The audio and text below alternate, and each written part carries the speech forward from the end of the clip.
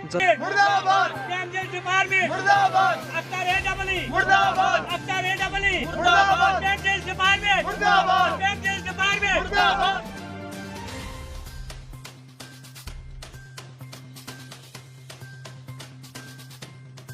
देखो जमीन की हालत देखो, ये इन्होंने इसलिए हाइट में ये कटान किया कि हमें मुआवजा, ये हमें बिल बनेगा ज़्यादा कि हम ऊपर से कटान करेंगे इसको, हमें हाइट बनेगी। लोगों की तबाही की ज़मीनों को तो हाइट बनाई इन्होंने, तो ज़मीनों की तबाही की लोग मारे की है। आपको इसका भी मुआवजा नहीं मिला क्या? नहीं, इसका मुआवजा नहीं मिला है। बिस्मिल्लाहिर्रहमानिर्रहीम, अस्सलाम वालेकुम नाजरीन, मैं हूँ राजा शकील, आप देख रहे हैं कश्मीर क्राउन। नाजरीन, इस वक्त हम मौजूद हैं ज़िला डोडा के तहसील कहरा के अंदर, और तहसील कहरा जिस जगह पे मैं खड़ा हूँ ये तहसील कहरा की पंचायत गोइला है, और इस वक्त जो मैं तहसील कहरा का हेडक्वार्टर है कुछ ही मीटर की दूरी पे वाक़ हूँ। नाज़रीन, यहाँ पे कुछ लोगों ने आज प्रोटेस्ट किया हुआ है। इस प्रोटेस्ट के बारे में हम इनसे जानते हैं, हम इनसे दरियाफ्त करते हैं कि इन्होंने प्रोटेस्ट क्यों किया, रोड पे आके क्या वजह रही। सर, सबसे पहले आप अपना नाम बताएं। मोहम्मद शफी। सर, आपने प्रोटेस्ट क्यों किया? जनाब, हमने इसलिए प्रोटेस्ट किया कि तकरीबन कोई 10 साल हो गया इस रोड को निकाले हुए। ये PMJS की रोड है, कहरा टांटा, तो इसमें हमारी ज़मीन डैमेज में आई। हमारे कुछ अखरोट आए, 7-8 अखरोट, और मेरा एक बाथरूम डैमेज हुआ, तो उसकी वो फाइल बनाई, फिर उन्होंने वो फाइल गुम कर दी दफ्तर में, तो हज़ारों चक्कर काटने पड़े। तो यही बस आजकल तो मुआवजा नहीं कुछ दिया बाथरूम का, ना वो अखरोटों का मुआवजा दिया। कुछ लोगों को डैमेज का मुआवजा मिला है। जी, आपने जब ये देखा कि कुछ लोगों को मुआवजा मिला, आपने इंतजामिया तक ये बात पहुंचाई?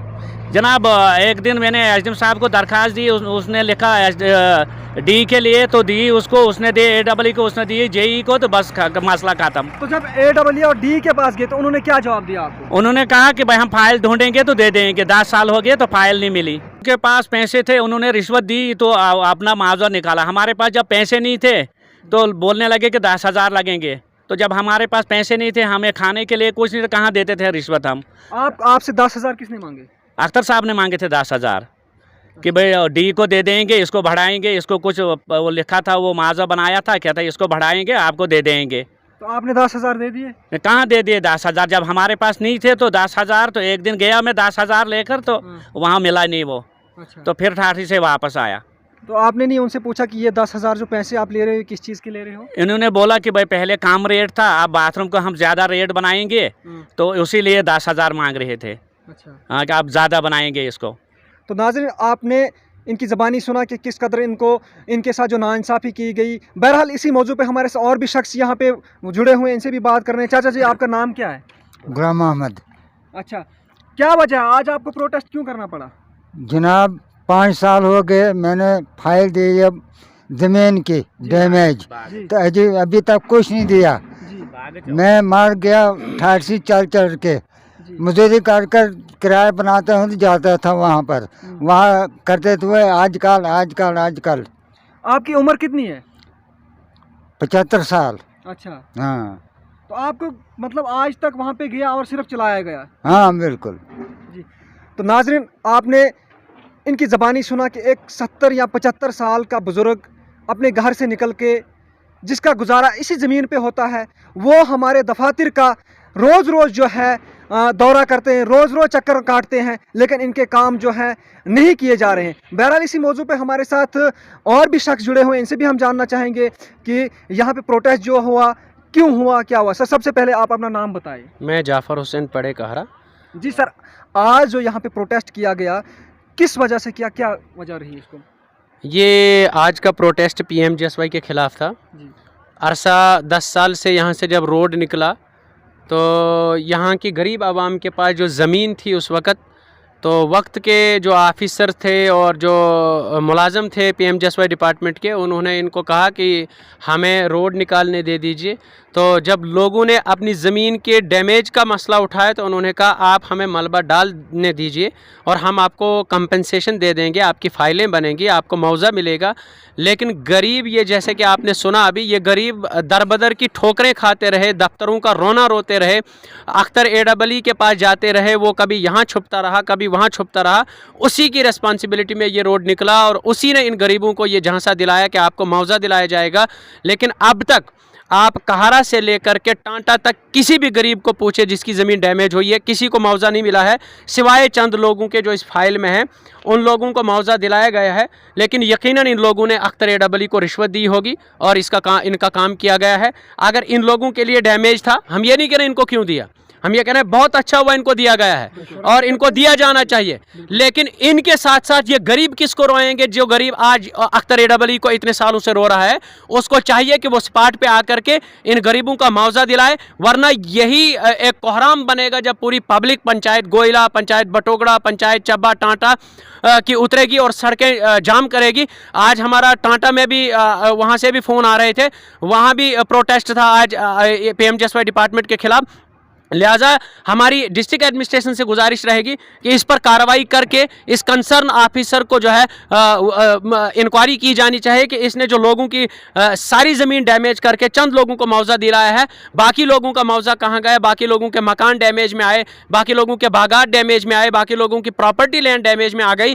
उन लोगों ने जो है इनका मुआवजा और इनकी बात सुनने के बजाय कभी दफ्तर के पीछे भागते रहे, कभी दफ्तर के आगे से भागते रहे और लोग दफ्तरों में रहते रहे, उनको रोते रहे, लेकिन इनकी सुनवाई आज तक नहीं हुई। जाफर सर, आखिर ये गरीब अवाम की बात को क्यों नहीं माना गया? क्या वजह रही होगी इसके पीछे? इसकी साफ वजह यह है कि रिश्वत, जैसा कि आपने अभी सुना कि इन लोगों से रिश्वत मांगी गई।